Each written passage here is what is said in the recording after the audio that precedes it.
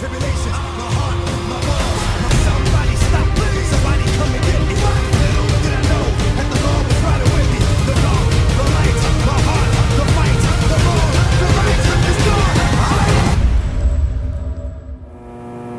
gone. Welcome back, ladies and gentlemen, to another JVS movie review brought to you from the Toronto Film Festival. Here is a film that was added at the last minute to the festival.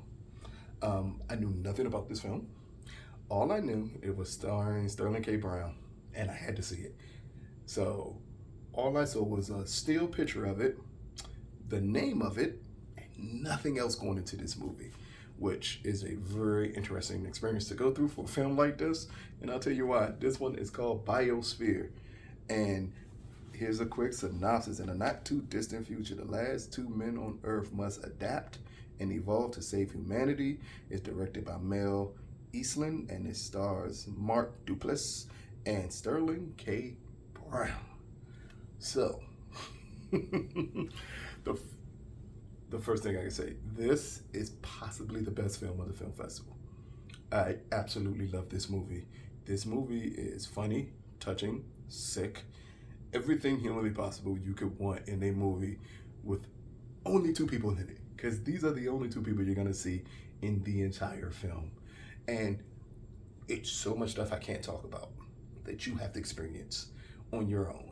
I'll give you a quick overview of what happens without going into any details, because the details are what makes this film wow. Some of the things that happen in this movie will blow you away.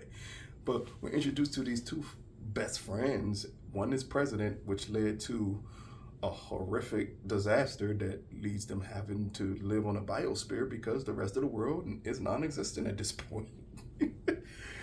And we get to see them attempting to live their lives on this sphere. As they're living their life on this sphere that was created by Sterling K. Brown's character, because he's a scientist, he creates a sphere for them to survive in. We see that everything is going well up until they have a fish die. Then they realize one of the fish that died is their last female fish that was alive. And because it's the last female fish, that they can't have more fish, which means their food supply is going to die, and they'll die not too long after that.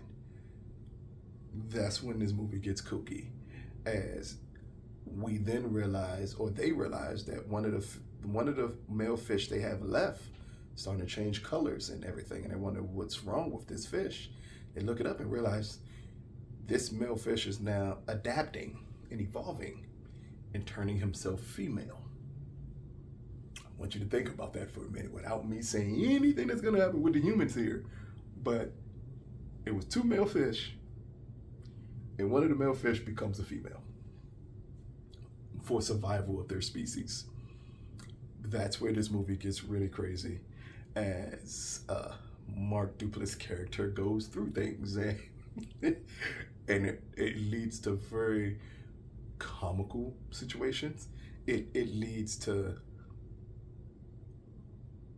depths of truth, especially for Sterling K. Brown's character, that he didn't fully understand about himself, or toxic masculinity. It leads to that, and it leads to what that means to be a toxic masculine person.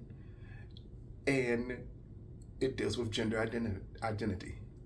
What does it mean? Are you identified by your gender?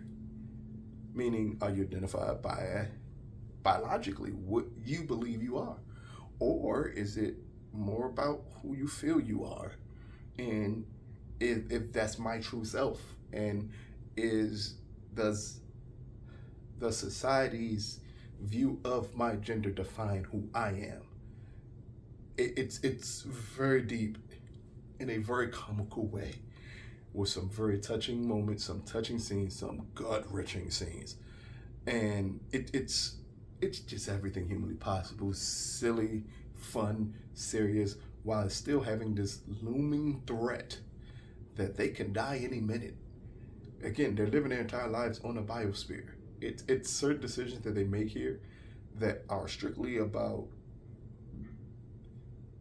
I feel like it's about emotion and about the need to be loved, or the need for science, and that rabbit hole it can lead you down in.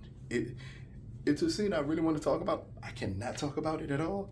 It's something you have to see because this is a movie that I think most people will thoroughly enjoy. The script is amazingly well. It's greatly directed. I think this is a COVID production.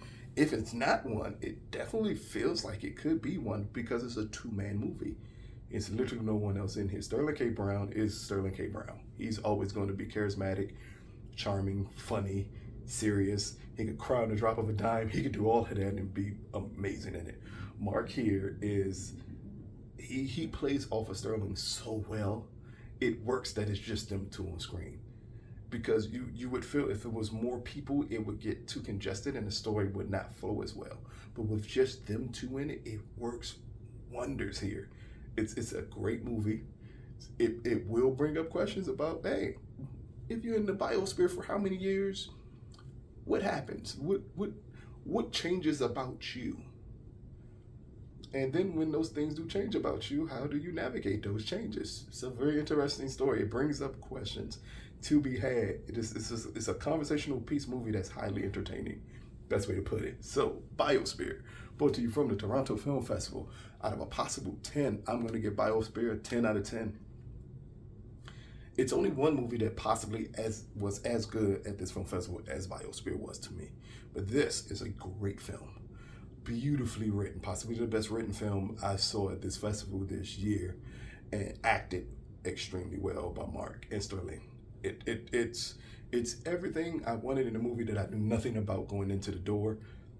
It's just something that will strictly entertain you, something that I think will bring up conversations about, again, the things that I brought up. It's going to bring up conversations with a lot of people about what would you do if you were in these same situations, and how would you react to some of the things that they have to react to in this movie.